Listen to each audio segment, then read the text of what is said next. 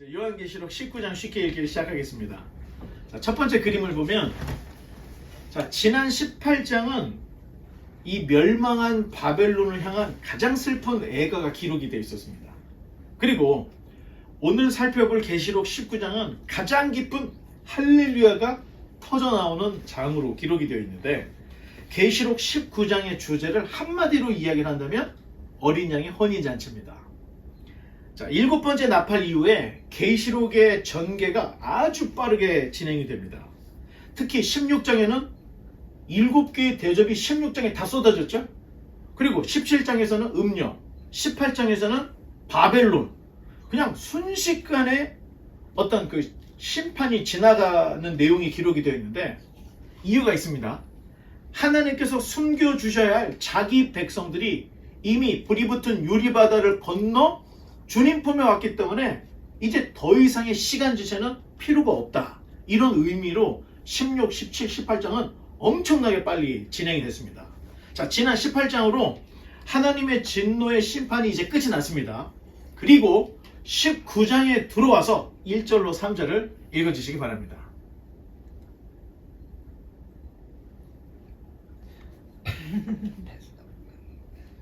이일 후에 내가 들으니 하늘에 허다한 무리의 큰 음성 같은 것이 있어 이르되 할렐루야, 구원과 영광과 능력이 우리 하나님께 있도다. 그의 심판은 참되고 의지로운지라 음행으로 땅을 더럽게 한 큰 음녀를 심판하사 자기 종들의 피를 그 음녀의 손에 갚으셨도다 하고, 두 번째로 할렐루야 하니 그 연기가 세세토록 올라가더라. 아멘. 자, 7 대접 심판 후에 드디어 할렐루야가 터져 나오는데, 우리 한번 다 같이 그냥 할렐루야 한번 해보겠습니다. 근데 그 인터내셔널이 중요해요. 할렐루야가 아니고 할렐루야. 자, 하나, 둘, 셋. 할렐루야. 예, 아주 잘했습니다. 자, 하늘의 수많은 무리들이 할렐루야를 외치는데, 할렐루야는 히브리어 여호와를 찬양하라고 하는 명령어입니다. 명령어. 자, 할렐은 찬양하라는 동사의 명령어이고, 루는 너희들이라는 주어, 그리고 야는 여호와의 준말이에요. 그래서 번역을 하면 그대로 너희들은 여호와를 찬양하라. 자, 이런 명령어가 할렐루야입니다. 자, 할렐루야는 주로 구약 시편에 나오는데, 자, 시편이 어디에 속해져 있냐면은 구약의 성문서, 욥, 시편, 잠언, 전도, 아가서에 기록이 되어 있는데, 욥, 시편, 전도, 아가서는 여러분들이 이제 우리가 이제 요한계시록이 끝나면 구약 신약을 이제 크게 한번 살펴볼 텐데, 기준이 율법입니다.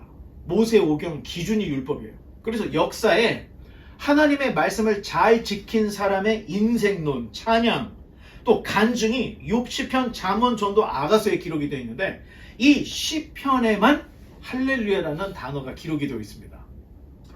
자, 그러다가 신약에 넘어와서는 할렐루야라는 단어가 마태복음부터 요한계시록 18장까지는 한마디도 나오잖아요. 여러분들이 이제 요새 인터넷이 너무 좋으니까 그 태블릿 PC나 아니면 태블릿 그 성경이나 이걸 검색해 보세요. 할렐루야라고 딱 치면 시편에 몇 번 나오고 요한계시록 19장부터 몇 번 나옵니다. 자, 그 전까지는 할렐루야라는 말이 나오진 않아요. 자, 성경에서 할렐루야는, 자, 성도 간에 어떻게 이제 만나면 할렐루야 하면서 만나는 사람들이 있죠. 또 강단에서 어떤 이제 강사님이 오시면은, 자, 우리 할렐루야로 인사하겠습니다 하고 할렐루야 하고 인사하죠. 또 설교 중에 가끔 가다가 성도들이 아멘으로 무엇인가 좀 응답하기를, 반응을 유도할 때 할렐루야 하면 성도님도 어떻게 해요? 아멘 뭐 이제 이렇게 나오죠. 사실 그런 용도로 쓸 단어가 아니라는 거예요. 만나서 인사하는 용어도 아니고, 누구를 소개할 때 쓰는 용어도 아니고, 아멘을 끄집어내기 위해서 할렐루야를 외치는 이런 단어가 아니라는 얘기예요. 심지어 예수님께서 성육신하신 초림 때에도 천군 천사가 또 목자들이 찬양을 하는데 할렐루야는 없습니다.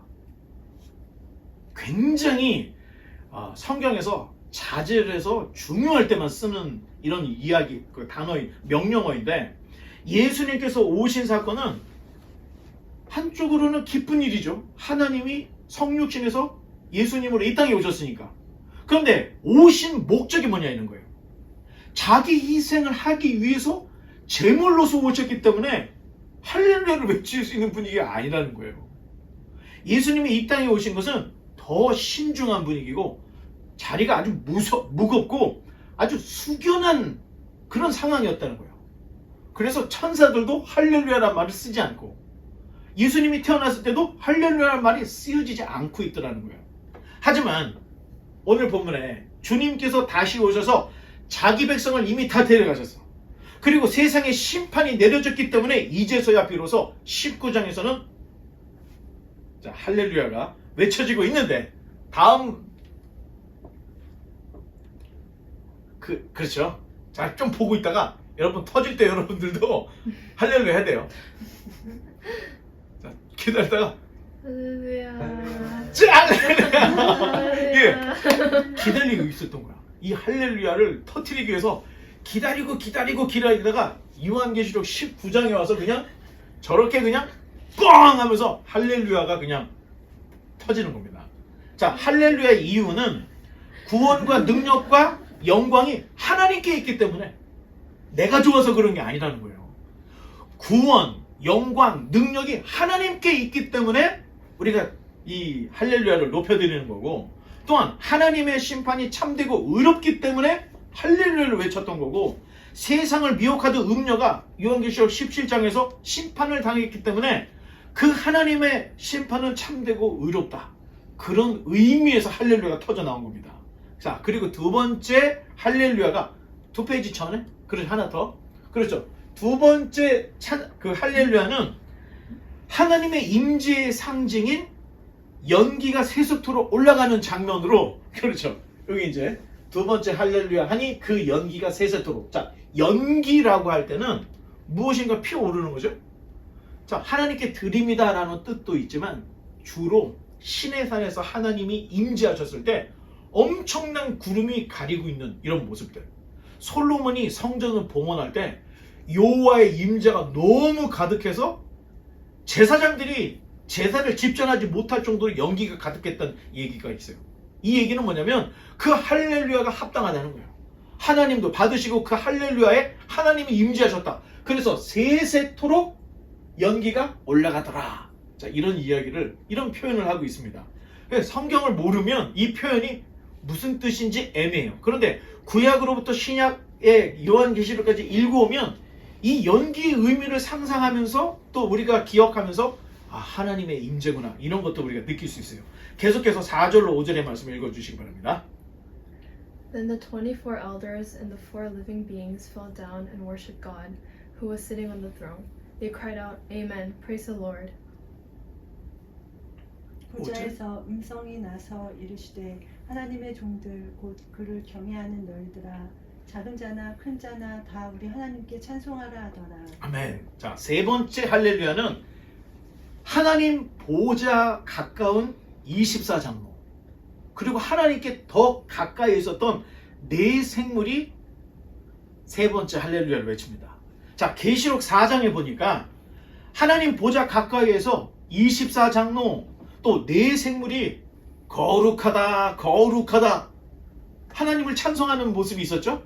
자, 지금은 거룩하다가 아니고 할렐루야 아멘으로 하나님을 높여드리는, 자, 이런 그 찬양을 우리에게 보여주고 있는데, 여기에서는 아멘 할렐루야, 자, 이렇게 기록이 되어 있습니다. 이 찬양에 대해서 이제 성도들의 화답송이 이어지는데 6절로 8절입니다. 또 내가 들으니 허다한 무리의 음성과도 같고 많은 물소리와도 같고 큰 우레소리와도 같은 소리로 이르되 할렐루야, 주 우리 하나님 곧 전능하십니다. 통치하시도다. 우리가 즐거워하고 크게 기뻐하며 그에게 영광을 돌리세. 어린 양의 혼인 기약에 이르렀고 그의 아내가 자신을 준비하였으므로 그에게 빛나고 깨끗한 세마포 옷을 입도록 허락하였으니 이 세마포 옷은 성도들의 옳은 행실이로다 하더라. 아멘. 자, 주 우리 하나님 곧 전능하신 이가 통치하신다. 자, 이 말은, 아니 그러면 지금까지 하나님이 사탄에게 눌려가지고 통치를 못하고 계셨는가? 자, 이런 의미가 아닙니다. 단지 하나님께서 창세전에 계획하시고 작정하시고 예정한 일이 그때가 되어서 이루어졌다. 정한 때에 정한 일이 이루어져서 하나님이 이제 모든 것들을 통치하신다. 자, 이렇게 받아들이면 오해를 하지 않게 됩니다. 자, 네 번째 할렐루야가 외쳐지고 드디어 기다리던 어린 양의 혼인잔치가 시작이 될 것인데, 자, 신랑은 누구예요? 하나님. 그렇죠. 어린 양 예수님. 신부는 누구? 교회. 자, 이게 사도 바울이 이미 다 우리에게 설명을 해주죠. 자, 그런 중요한 것은 이 혼인잔치에는 빛나고 깨끗한 뭘 입어야 돼요? 세마포. 맞아요. 세마포 옷을 입어야 하는데, 자, 맨 마지막에 그 세마포 옷은 뭐라고 해요? 옳은 옳은 행실. 성도들의 옳은 행실이다. 이거 너무 중요합니다, 여러분. 자, 혼인잔치에 들어가려면 옷을 입어야 돼. 예복, 세마포를 입어야 돼. 그런데 그 세마포가 한 500불짜리, 1000불짜리 옷이 아니라 성도들의 행실, 옳은 행실이라고 하는 세마포 옷을 입어야 된다는 거예요. 자, 이에 대해서 마태복음 22장 1절로 14절에 예수님께서 비유로 이런 말씀하셨는데 제가 읽어볼 테니까 여러분 잘 듣고, 예수께서 다시 비유로 대답하여 이르시되 천국은 마치 자기 아들을 위하여 혼인잔치를 베푼 어떤 임금과 같으니, 하나님 그래서 아들을 위한 그 혼인잔치에 대한 이야기를 하고 있어요. 그 종들을 보내어 그 청한 사람들을 혼인잔치에 오라 하였더니 오기를 싫어하거늘. 그렇죠? 다시 다른 종들을 보내며 이르되 청한 사람들에게 이르기를 내가 오찬을 준비하되 나의 소와 살찐 짐승을 잡고 모든 것을 갖추었으니 혼인잔치에 오소서 하라 하였더니 그들이 돌아보지도 않고 한 사람은 자기 밭으로, 한 사람은 자기 사업하러 가고 그 남은 자들은 종들을 잡아 욕하고 죽이니 임금이 노하여 군대를 보내어 그 살인한 자들을 진멸하고 그 동네를 불사르고 이에 종들에게 이르되 혼인잔치는 준비되었으나 청한 사람들은 합당하지 아니하니. 자, 중요합니다. 내거리 길에 가서 사람을 만나는 대로 혼인잔치에 청하여 오라. 이방인 할 거 없이 다 초대하라는 거죠. 한데 종들이 길에 나가 악한 자나 선한 자나 만나는 대로 모두 데려오니 혼인잔치의 손님들이 가득한지라. 11절에 임금이 손님들을 보러 돌아올새 거기서 예복을 입지 않은 한 사람을 보고 이르되 친구여 어찌하여 예복을 입지 않고 여기 들어왔느냐 하니 그가 아무 말도 못하거늘 임금이 사환에게 말하되 그 손발을 묶어 바깥 어두운 데에 내던지라. 거기서 슬피 울며 이를 갈게 되리라 하니라. 청함을 받은 자는 많되 택함을 입은 자는 적으니라. 지금 이 혼인잔치에 예수님이 천국 비유를 얘기하면서 이 잔치 비유를 얘기를 해주고 있는 거예요. 자, 주님께서 천국 비유를 통해서 혼인잔치에 청함을 받은 사람 말이에요. 악한 자든 선한 자든 그냥 뭐든 다 초대를 했다는 거예요. 자, 그런데 청함을 받은 사람은 많지만 택함을 받은 사람은 적다는 것을 천국 비유를 통해서 말해주고 있다는 거예요. 자, 그러면 이 어린 양의 혼인잔치에 많은 사람이 가겠다는 얘기예요? 많지 않은 사람이 택함을 받고 초대를 되겠다는 얘기입니까? 많지가 않다는 얘기예요.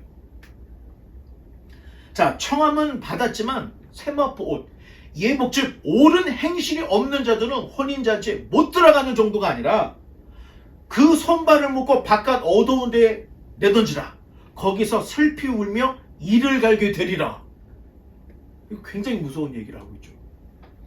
여러분, 지금 여러분들이 지금 이렇게 주님 전에 나와서 거룩하게 예배를 드렸다면 그 다음 삶에서는 그 예배만큼의 옳은 행실이 따라가야 된다는 거예요.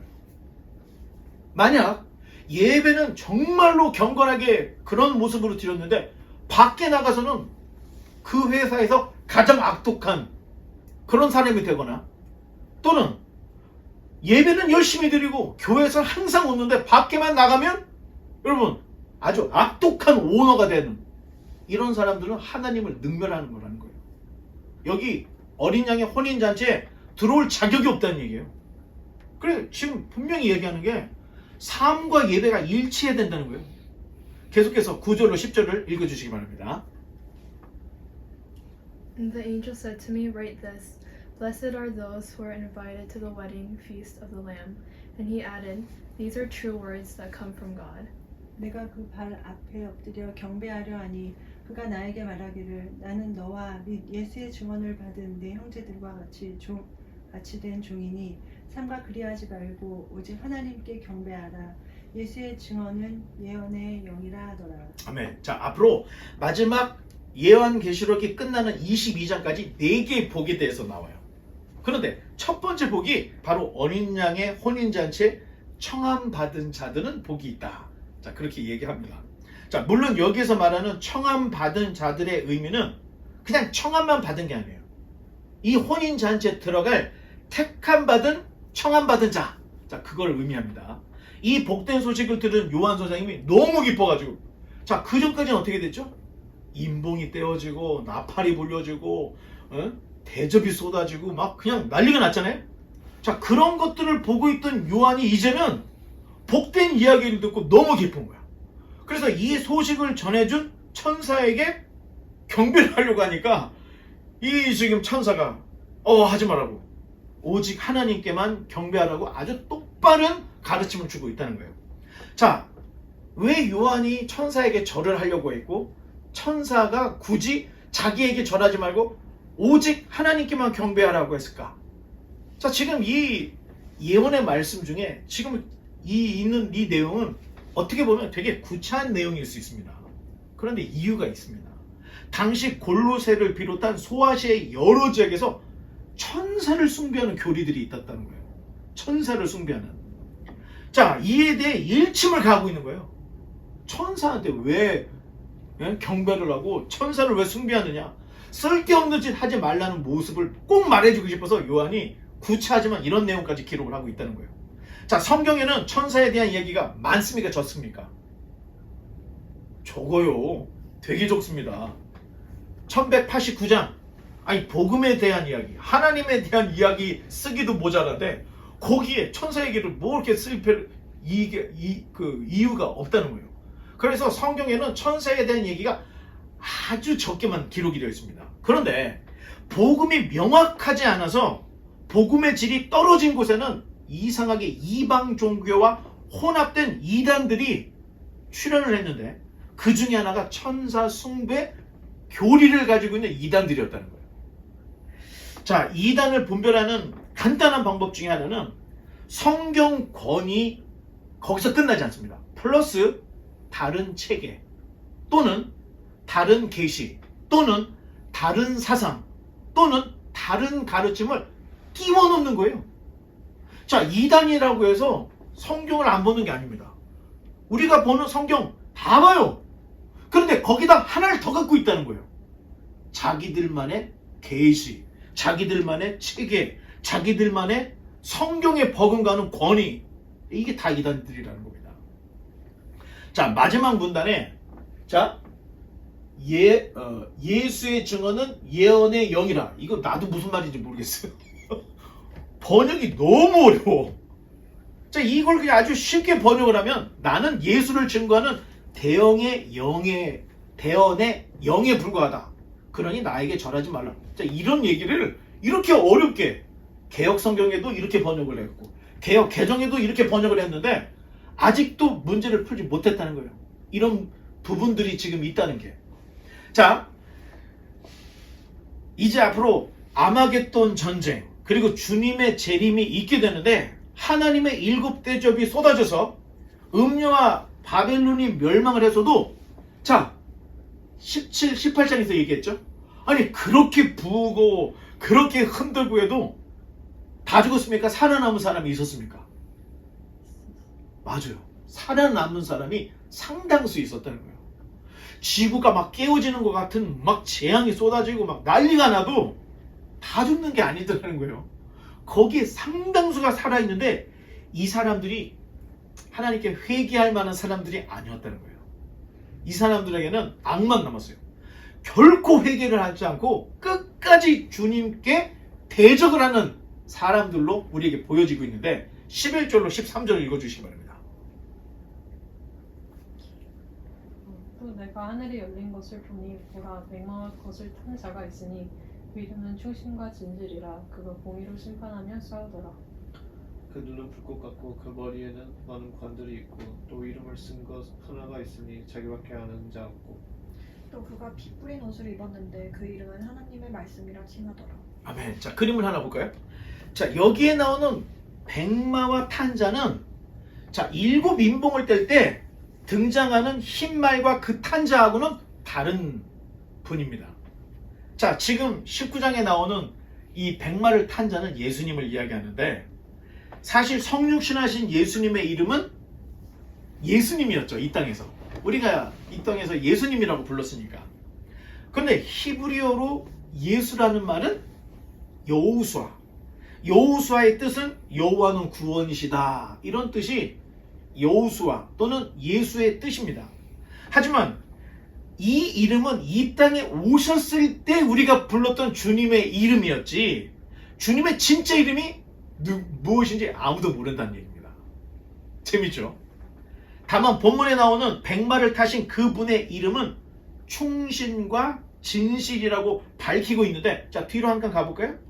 그렇죠? 오늘 읽었던 본문에 충신과 진실이라고 그 이름을 밝히고 있는데 사실 주님의 진짜 이름이 아닙니다. 이거는 예수님의 성격, 예수님의 그 충신과 진실의 모습에 이름을 붙인 거지 진짜 예수님의 이름이 뭔지 모른다는 거예요. 다만 본문에 나오는 백마를 타신 분의 이름이 자, 충신과 진실으로 나온 것밖에 없고 어쩌면 우리가 천국에 가서도 주님의 이름을 모를 수 있다는 겁니다. 굉장히 사차원적이죠. 여러분 일본 애니메이션 보면 이름이 기억이 나지 않고 이런 내용이죠. 이게 굉장히 제가 볼 때는 성경에서 이런 것들을 갖고 온 게 아닌가 하는 그런 생각을 가져요. 왜냐면 차원이 다르니까 기억을 못하는 거야. 그리고 그분이 너무 크시기 때문에 여기에서는 예수님이라고 불렀고 또 예수님의 그 성격상 진실이요 충성이라고 이렇게 말을 했지만 근데 그분의 이름이 진짜 뭔지를 모른다는 거예요.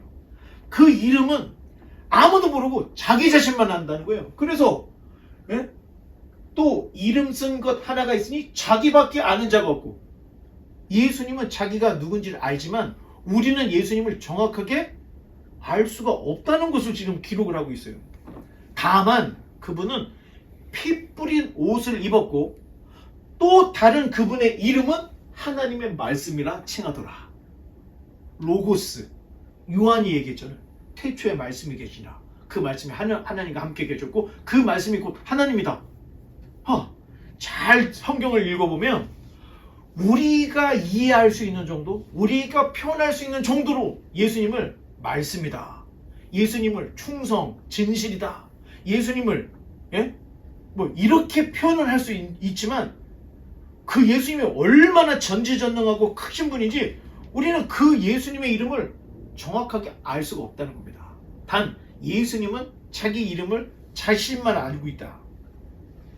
자, 하나님의 말씀은 그야말로 피 없이 끝없이 피를 흘려서 전해진 말씀이라는 거예요. 이 말씀은 그 말씀은 피로서 전달이 되어서 우리에게 왔고 그 말씀의 내용이 내가 피를 흘렸다, 대신 내가 죽었다, 그 내용이 그 이름은 하나님의 말씀인데 그가 피 뿌린 옷을 입었다는 그 말씀으로 그 말씀은 피의 말씀이구나. 피는 곧 뭐죠? 생명이라. 성경이 다 그렇게 연결이 되어 있습니다. 자, 이제 계속해서 자, 그런데 문제는 그런 피로 전달된 그 말씀을 세상이 받았습니까? 안 받았습니까? 안 받았어요. 자, 그러니 주님의 입에서 예리한 검. 그럼 우리가 이제 생각할 때 예리한 검. 자, 그 다음으로 자, 넘어가 볼까요? 자, 입에서 예리한 검이 이렇게 나오는 표현을 자, 우리가 이해할 수 있는 정도로 이렇게 지금 표현을 하고 있는데 입의 말씀, 하나님께서 주신 말씀을 거부하니 그 입에서 검이 나와서 진멸을 하더라. 이게 말이 되는 거예요. 안 들었으니까. 그 입의 말씀을 안 들었으니까, 피의 말씀을 듣지 않았으니까 진노의 심판을 받을 것이다. 자, 이런 상징적 의미가 다 있는 거예요. 자, 14절로 16절을 또 계속해서 읽어보겠습니다. The armies of heaven, dressed in the finest of pure white linen, followed him on white horses.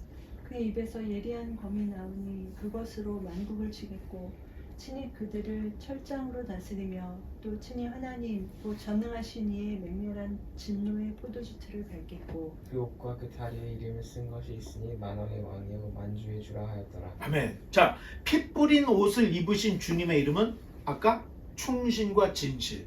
그리고 이름이 있긴 있는데 자신만 아는 이름. 그리고 아까 봤죠? 하나님의 말씀. 그리고 지금 나오는 것은 다리에 만왕의 왕, 만주의 주라고 쓰여 있다는 거예요. 자, 우리가 생각할 때 뭐가 이렇게 어렵지? 어려울 수밖에 없습니다.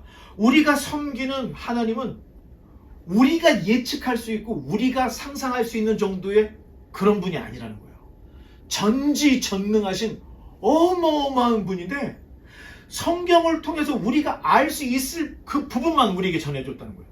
예를 들면 여러분 7마리의 쥐가 모여 있다가 코끼리를 가서 한 마리가 보고 왔는데 얘는 코만 본 거야. 그래 와가지고 이 7마리 쥐들에게 야, 내가 코끼리라는 애를 봤는데 코가 있다만 해. 코만 봤기 때문에. 한 애는 야, 그게 아니야. 다리가 있는데 다리가 어마어마하더라고. 내가 엉덩이를 봤는데 난 그렇게 큰 엉덩이는 세상에 처음 봤어.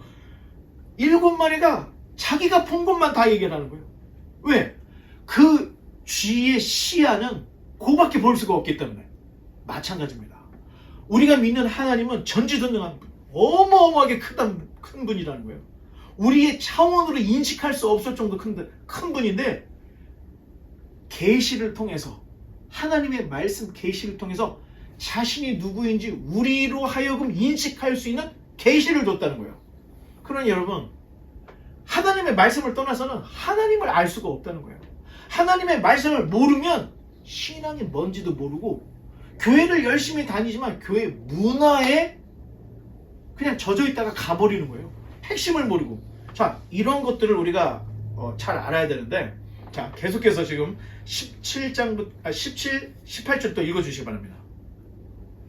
또 내가 보니 한 천사가 태양 안에 서서 공중에 나는 모든 새를 향하여 큰 음성으로 외쳐 이르되 와서 하나님의 큰 잔치에 모여 왕들의 살과 장군들의 살과 천사들의 살과 말들과 그것을 탄 자들의 살과 자유인들이나 종들이나 적은 자나 큰 자나 모든 자의 살을 먹으라 하더라. 아멘. 자, 한 천사가 새들을 모으는 거예요.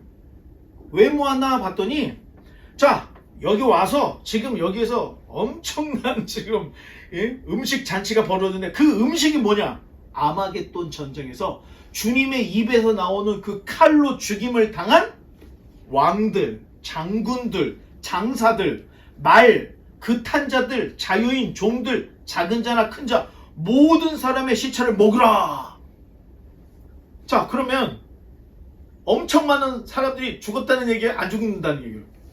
엄청나게 많은 사람이 죽어나간다는 거예요. 어떤 전쟁에서? 아마겟돈 전쟁에서. 자, 주님께서도 마태복음 24장에 정말로 독특한 얘기를 하셨는데 죽음이 있는 곳에 독수리들이 모일 것이라는 얘기를 했어요. 주님이. 죽음이 뭐예요? 시체가 있는 곳에는 독수리가 몰려든다. 그러나 지금 읽었던 말하고 너무 상통하죠? 자, 주님께서 마지막 때에 대해 말씀하신 말씀을 읽어보면 지금까지 본 요한계시록이 정리가 돼요, 여러분. 자, 마태복음 24장 3절로 28절 좀 길지만 제가 열심히 읽을 테니까 여러분들이 지금까지 봤던 그 재앙들을 생각하면서 보면 이게 설명이 된다니까. 자, 읽어보겠습니다.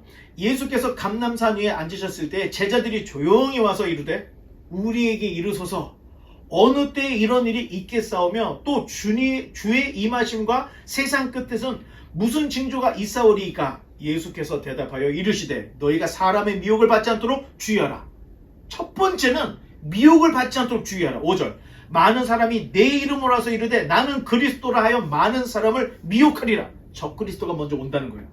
6절 난리와 난리 소문을 듣겠으나 전쟁 너희가 삼가 두려워하지 말라. 이런 일이 있어야 돼. 아직 끝은 아니니라. 이미 우리가 대적, 또 나팔, 임봉 다 봤죠. 7절 민족이 민족을, 나라가 나라를 대적하여 일어나겠고 곳곳에 기근과 지진이 있으리니 이 모든 것은 재난의 시작이니라. 왜 이런 재앙이 있죠? 빨리 회개하라는 의미로 주신 거예요. 이때 빨리 재앙을 만나고 환난 또는 이런 지진, 이런 걸 기근을 만났을 때 빨리 회개하라는 의미로 재앙이 임한다는 거예요. 9절 그때 사람들이 너희를 환난에 넘겨주겠으며 너희를 죽이리니 너희가 내 이름 때문에 모든 민족에게 미움을 받으리라. 그렇죠? 그때 많은 사람이 실족하게 되어 서로 잡아주고 서로 미워하겠으며, 아니 교회 안에서 전화를 하는 거야. 어딘가요? 우리 여기 목사가 하나 숨어 있습니다. 이런 일이 있다는 거예요. 이게 지금 제가 만들어내는 게 예수님이 하신 예언의 말씀이에요. 11절 거짓 선지자가 많이 일어나 많은 사람을 미혹하겠으며, 계속해서 미혹을 한다는 거예요. 이 음녀가. 12절 불법이 성함으로 많은 사람의 사랑이 식어지리라. 마음이 아예 그냥 낙담을 하다 보니까 이제 사랑할 여력도 없는 거야. 13절 그러나 끝까지 견디는 자는 구원을 얻으리라. 그랬죠? 성도들의 믿음이 여기 있으니, 성도들의 인내가 여기 있으니 계속해서 나왔죠. 어디지 까먹었네. 14절 이 천국 복음이 모든 민족에게 증거되기 위하여 온 세상에 전파되리니. 여러분 어떻게 보면 지금 복음이 온 지구에 퍼졌다 이렇게 생각할 수도 있습니다. 이제야 끝이 오리라. 15절 그러므로 너희가 선지자 다니엘이 말한 바 멸망에 가증한 것이 거룩한 곳에 선 것을 보거든. 이게 무슨 말인가? 예수님 오기 전에는 이 안티오코스 에피파네스가 유대의 성전에 2차, 그러니까 수룹바벨이 지은 그 2차 성전에 돼지 피를 뿌린 거야. 원래 유대 율법에 돼지는 먹을 수가 없는, 가까이 할 수 없는 부정한 이 음식인데 돼지 피를 그냥 성전에 갖다 뿌려버렸다니까. 그리고 거기에 자기가 딱 앉아서 내가 왕이다 이런 일이 진짜 있었어요. 그런데 이거는 예수님이 오시기 전에 징조였던 거예요. 그런데 예수님이 다니엘의 말씀을 또 인용해서 이야기하는데, 자 AD 70년에 어떻게 됐죠? 성전이 멸망해서 없어졌잖아. 그렇죠? 그런데 예수님이 또 성전에 가증한 것이 거룩한 곳에 선 것을 보거든 이 얘기를 하는 거예요. 이거는 제 3차 성전, 지금은 황금돔 사원, 이슬람의 성지가 되어 있잖아요. 그런데 그때가 되면 다시 이스라엘이 예루살렘을 탄원해서 제3성전을 지을 건데, 그때 1260일 42달 한때 두때 반때 3년 6개월 동안 성전을 유린하는 일이 또 있을 거라는 거예요. 자, 이거 지금 예수님이 하신 이야기가 요한계시록하고 계속 지금 잘 맞고 있는 거예요. 16절 그때 유대에 있는 자들은 산으로 도망할지어다. 17절 지붕 위에 있는 자는 집 안에 있는 물건을 가지러 내려가지 말며 밭에 있는 자는 겉옷을 가지러 뒤로 돌이키지 말지어다. 그 날에는 아이벤 자들과 젖먹이는 자들에게 화가 있으리로다. 20절 너희가 도망하는 일이 겨울에나 안식일이 되지 않도록 기도하라. 이는 그때에 큰 환난이 있겠습니다. 창세로부터 지금까지 이런 환난이 없었고 후에도 없으리라. 그 날들을 감하지 아니하면 모든 육체가 구원을 얻지 못할 것이나 그러나 택하신 자들을 위하여 그 날을 감하시리라. 여러분 이 환난이 얼마나 혹독한지. 자, 둘째 짐승, 두 번째 적그리스도 짐승에 나타나서 우상을 만들어 놓고 막 기적을 일으키고 짐승의 표를 받지 않으면 매매를 못하게 하고 경배하지 않는 사람 며칠이라도 죽이는 일들이 우리가 이미 다 살펴봤잖아요. 그런 일들이 하나님이 감하지 않으면 다 죽게 생겼다는 거예요. 그래서 예수님이 그 환난의 때를 감하셨다. 23절 그때 사람이 너에게 말하되 보라 그리스도가 여기 있다 혹은 저기 있다 하여도 믿지 말라. 거짓 그리스도들과 거짓 선지자들이나 큰 표적과 기사를 보여 할 수만 있으면 택하신 자들도 미혹하리라. 보라 내가 너에게 미리 말하노라. 자, 예수님이 이미 제자들에게 얘기했다는 거예요. 그러면 사람들이 너에게 말하되 보라 그리스도가 광야에 있다 하여도 나가지 말고. 광야에 있다는 거예요. 휘황찬란한 성전이 아닌 광야에 가 있으니까 뭔가 거룩해 보이는 거야. 그래도 가지 말라는 거예요. 또 보라 골방에 있다 해도 믿지 말라. 아니 둔갑을 얼마나 잘하는지 예수님이 하셨던 그 겸손의 모습을 광야로 가고 골방에 가는 얘기를 지금 이 적그리스도가 해나가고 있다는 거예요. 미혹이라는 것은 아하 이거 다 들통나게 하는 게 아니라는 거예요. 정말 그래서 두 번째 짐승은 어린 양의 모습으로 나온다는 거예요. 어린 양의 모습으로. 27절 번개가 동편에서 나서 서편까지 번쩍이 같이 인자의 임함도 그러하리라. 골방에 있다 광야에 있다. 여러분 미혹되지 말라는 거예요. 진짜 주님이 재림할 때는 27절에 번개가 동편에서 나서 서편까지 번쩍이 같이 인자의 임함도 모든 사람들이 다 볼 수 있도록 임한다는 거예요. 28절 죽음이 있는 곳에는 독수리들이 모일 것이니라. 주님께서 하신 말씀을 보면 요한계시록이 이해가 되는데 계시록은 주님께서 하신 말씀이 세부적으로 어떻게 이루어지는지를 22장을 통해서 우리에게 보여주고 있다는 거예요. 자, 연결이 돼야 돼요. 자, 계속해서 이제 19절로 21절부터 읽어주시면 이게 마지막 절이에요. 또 내가 보내 그 짐승과 땅의 임금들과 그들의 군대들이 모여 그 말탄 자와 그의 군대와 더불어 전쟁을 일으키다가 And the beast was captured, and with him the false prophet, who did mighty miracles on behalf of the beast, miracles that deceived all who had accepted the mark of the beast and who worshipped his statue. Both the beast and his false prophet were thrown alive into the fiery lake of burning sulfur. 그 나머지는 말탄 자의 입으로부터 나오는 검의 죽음에 모든 새가 그들의 살로 배부르더라. 아멘. 자, 진노의 대접이 쏟아지자 살아남은 이 세상 사람들이 자 대접이 쏟아졌을 때 유프라테스 강이 말랐더라. 그래서 동방으로부터 오는 길이 열렸다. 그런 얘기 나왔죠. 그걸 통해서 아마겟돈의 수많은 이스라엘 평지에 하르 이스라엘 거기 다 모여가지고 전쟁을 하려고 준비를 하고 있는 거예요. 자, 그때 주님과의 일전이 벌어지는데, 자, 그림을 보면, 자, 이제 신약의 대환란 시대, 인봉이 떼어지고 나팔이 불려질 때, 대환란 시대 마지막 7번째 나팔이 딱 불려질 때 주님이 어떻게 됐어요? 주님이 오셔서 자기 백성들, 이미 죽은 자는 부활할 것이고, 살아있는 자는 변화되어서 공중에서 주님을 만나서 하늘로 불이 섞인 유리바다를 건너서 주님을 만나는 내용이에요. 그런데 땅에서는 이제 7개의 진노의 잔이 막 대접이 쏟아지는 거야. 그때 마지막 아마겟돈 전쟁을 위해서 길들이 다 열려가지고 모든 살아남은 사람들이 다 모여서 딱 그때 주님께서 정말로 내가 오리라고 했던 이 재림이 이때 딱 일어나는 거예요. 이때 주님을 대적했던 모든 이들이 아마겟돈 전쟁에 다 죽는 거예요. 얼마나 많이 죽었는지 새들이 다 먹고 남을 정도로 어마어마하게 죽었다는 거예요. 자, 주님께서 재림하셔서 제일 먼저 짐승을 잡으시고, 그렇죠? 그리고 거짓 선지자도 함께 잡으셨다. 놀라운 것은 짐승의 표를 받게 하고 우상에게 경배하게 하던 자들은 표적으로 사람들을 미혹을 해왔다는 겁니다. 자, 오늘날 기독교 신앙이 약간 표적으로 일관되는 경향이 있어요. 표적으로. 자, 아마 전체 기독교 절반 이상이, 제가 볼 때는 전체 기독교 이상의 절반 이상이 표적의 목을 매달고 있습니다.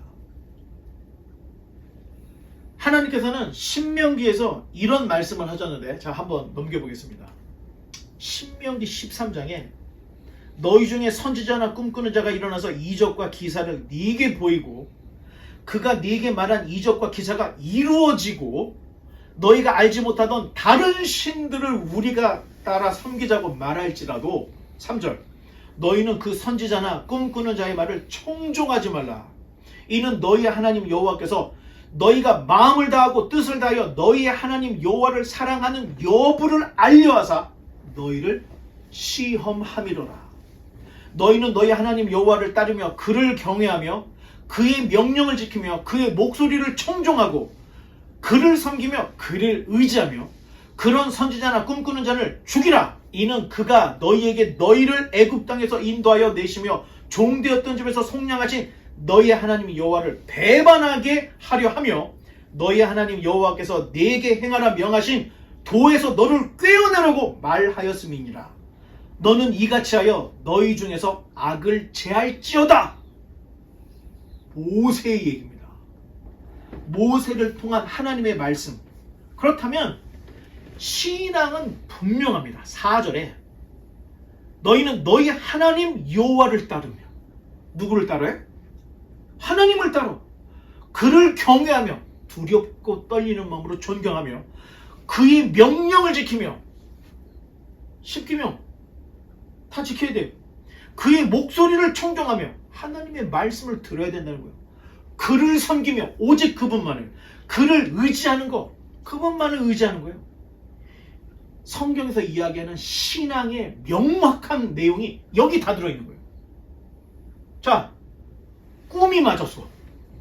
기적을 일으켰어. 자, 이런 게 진짜 신앙입니까? 아니면 미혹입니까? 성경은 미혹이라고 얘기를 하고 있잖아요. 미혹. 너희가 정말로 마음과 뜻과 힘을 다해서 나를 사랑하는지 그 여부를 알려고 내가 시험함이라는 거예요.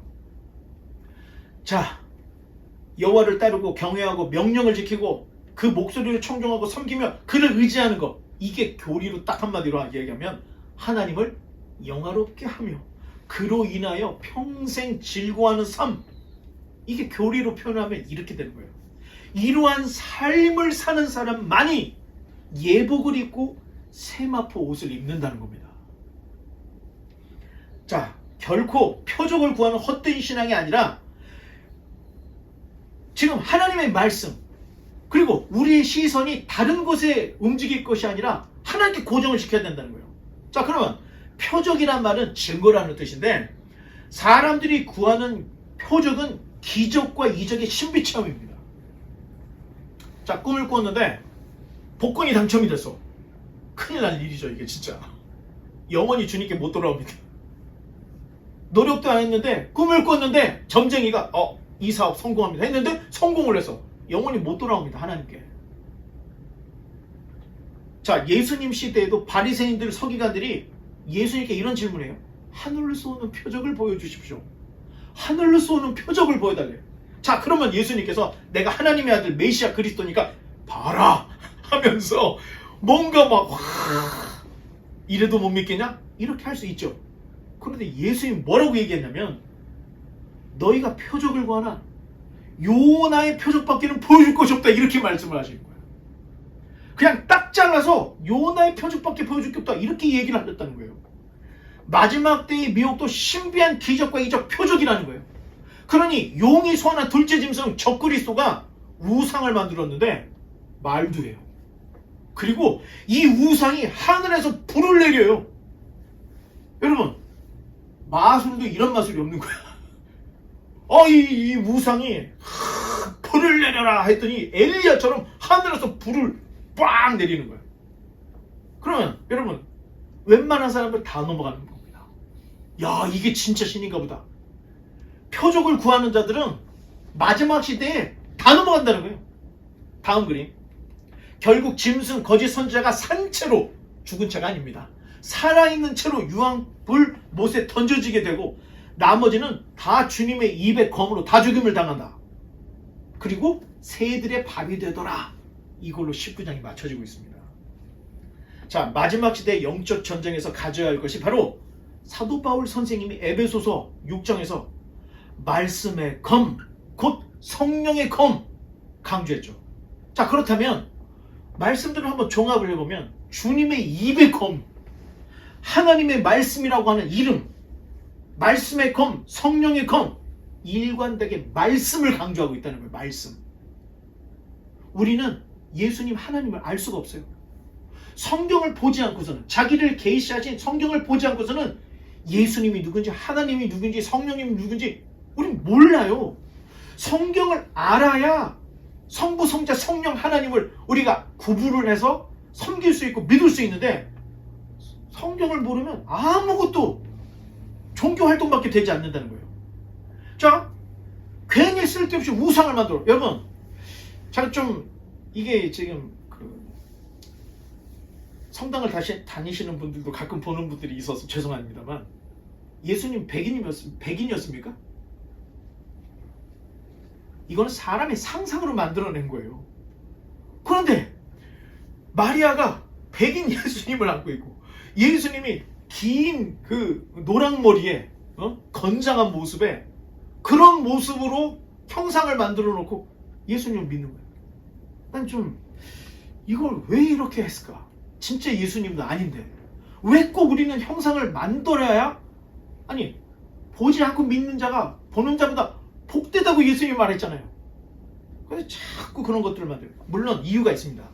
당시에 글을 모르는 문맹인들을 위해서 그림이나 조각으로라도 설명을 해주려고 했다. 좋습니다. 근데 왜 거기다 절을 하는지 이유를 모르겠어요. 한시라도 빨리 주님께 돌아와야 되는데, 더 놀라운 건 기독교에서 신령하다는 사람은 이적과 기적을 너무 밝히는 거예요. 방언 정도는 해야 교회에서 좀 신령한 사람으로 축에 끼는 거야. 방언을 못하면 목사라도 방언도 못해. 이렇게 돼요. 다 잘못됐다는 얘기입니다.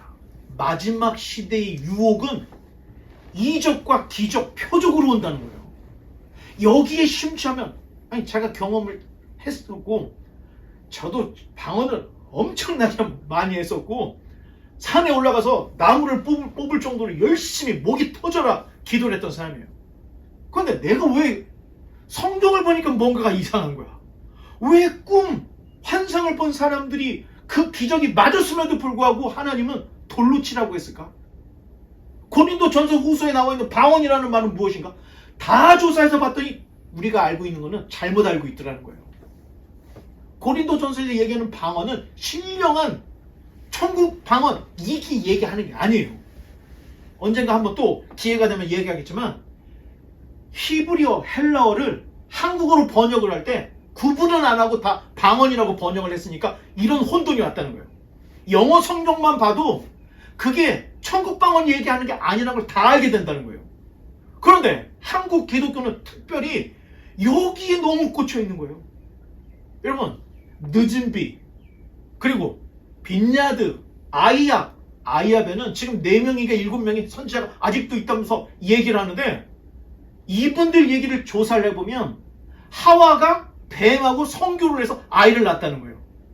이건 여러분, 제가 지금 쓸데없는 얘기를 하는 게 아니에요. 이단이기 때문에 지금 얘기를 하는 거예요. 그런데 너무나도 많은 사람들이 이게 진짜인 줄 알고 있는 거예요. 1900 몇 년도에 태어난 사람들이 바로 이 복음의 씨앗을 받을 사람들이라는 말도 안 되는 거짓말 하는데, 여기 심취한 사람이 이게 진짜 믿어진다니까. 더 놀라운 건, 이런 데에 집중을 하는 사람은 성경을 절대 안 본다는 거예요. 왜? 뭔가가 자꾸 틀리거든. 그러니까 덮어버리고 그 계시, 그 이적에만 계속, 그러니까 여러분, 하루 종일 성경은 못 읽어도 하루 종일 기도를 한다는 거예요. 큰일 났습니다. 자, 한시 빨리 우리 말씀으로 돌아가야 됩니다. 이제 말씀의 결론 맺겠습니다. 어린 양의 혼인잔치에는 2가지 충족해야 될 게 있습니다. 하나는 빛나고 깨끗한 세마포 옷을 입어야 하고, 또 하나는 이 혼인잔치에 택함을 받은 청함을 받아야 된다는 거예요. 여러분, 여러분이 어떤 그 파티에 초대가 됐는데 너무 가기 싫어, 재미가 없어. 여러분, 안 가면 되죠? 마찬가지예요. 안 가면 돼. 그런데 내가 정말로 택함을 받은, 이 청함을 받은 사람인가 아닌가? 천국 가서 뭐돼? 그러면 택함 받지 못한 사람이에요. 교회에 와서 청함을 받았어요. 그런데 간절한 마음이 없어. 어린 양의 혼인잔치하고 나하고 무슨 상관이야? 그럼 택함을 받지 못했다는 거예요. 이해를 못했다는 거예요. 어린 양의 혼인잔치가 왜 중요한지, 왜 거길 들어가지 않으면 안 되는지를 모르는 사람들은 어린 양의 혼인잔치하고 나하고 뭔 상관이야? 별로 그렇게 마음이 안 간다는 겁니다. 그런데 혼인잔치에 택함을 받고 청함을 받은 사람은 간절한 마음이 있다는 거예요. 뜨거운 마음이 있다는 거예요. 똑같습니다. 자, 바라기는 저와 여러분 모두가 어린 양의 혼인잔치에서 왔구나 왔구나.